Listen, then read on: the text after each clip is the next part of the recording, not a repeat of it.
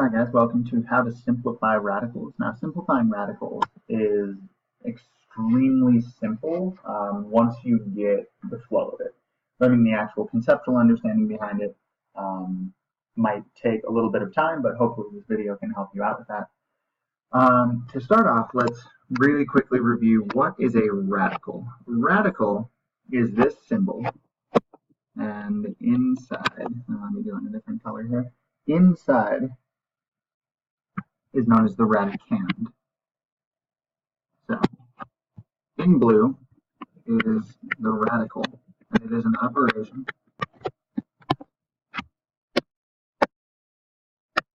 And inside, let's say A, is known as the radicand. Now, the radical and the radicand go together exactly like that, and a radical essentially means if there's nothing here, it means the square root of the radicand. And we're not going to worry about anything in here for the time being, because until you get into Math 2, it's not really something you're going to encounter that often. So what this means is, let's take, for example, the square root, or the radical of 4. Radical 4 equals 2, and we know that because 2 squared would equal 4. So a radical is the inverse operation. The inverse operation of squaring a number.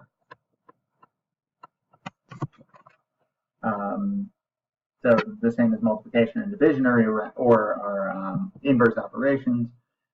Same as addition and subtraction are inverse operations. Radical and square are the inverse operations of one another. So let's look at what's actually happening here. Let's table this really quickly. We're going to come back to this in a little bit. Just to show that, we're going to go in a different color here. Let's say it wants us to simplify radical 12.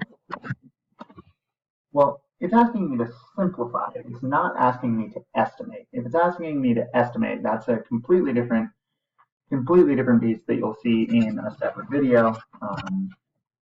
This is asking me to simplify this radical. So what it wants me to do here is to take this radical and actually break it down into its simplest form.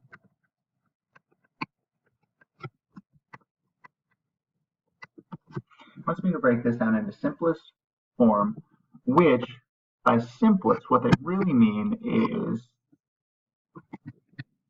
prime factorization.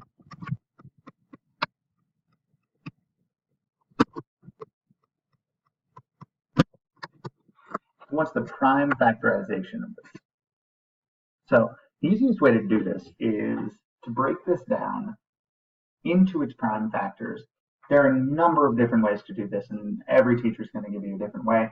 This is the way that I found the simplest. If you do happen to discover some of the other ways, please let me know. And if you find those simpler, that's perfect. Please do those. How I like to do this is break it down into the first factors that come to mind. Now, for me, 12 seems like 4 and 3. I'll show you in just a moment. You could also, actually, I'll do them simultaneously. It doesn't only work with 4 and 3. It also works with any of the other factors. So let's say we wanted to do, in this little alternate universe over here,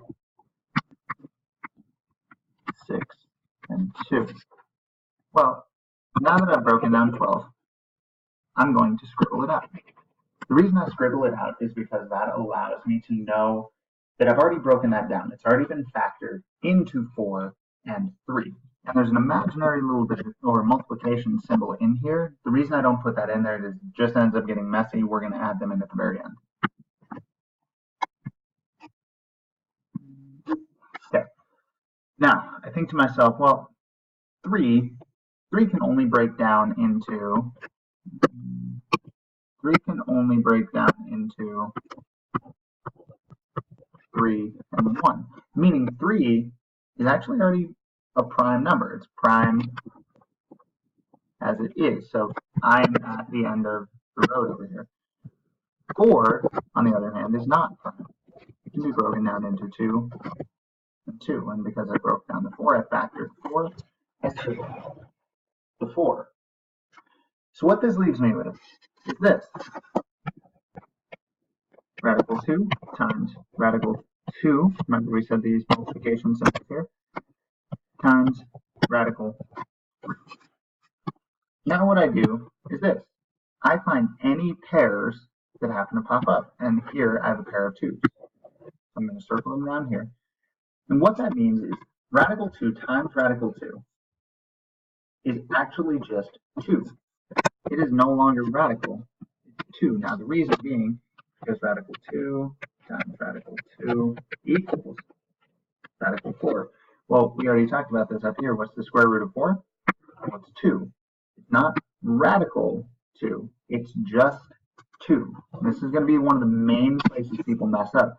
Please make sure you're hearing this when I say, if you have a pair of identical terms here, identical radicands, such as radical 2 times radical 2, that equals 2 outside of the radical. Now we look over here and we see that 3 doesn't have any pairs. It's going to remain as it is. So this is going to be 2 times radical 3 because the 3 didn't find anybody. So it's going to break down into 2 radical 3. That's my final answer. I have radical 12 is equal to 2 radical 3. Well, let's try this over here in my little alternate universe I set up. 2 is already as broken down as it can be. It's prime. Then this comes down to be 3 and 2. Click my multiplication symbols. Make sure to scribble out my 6.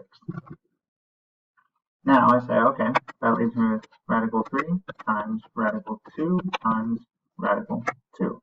Well, again, I see here I have a set of pairs, or a pair rather, and it's 2, meaning that's going to come outside of the radical. It is no longer a radical.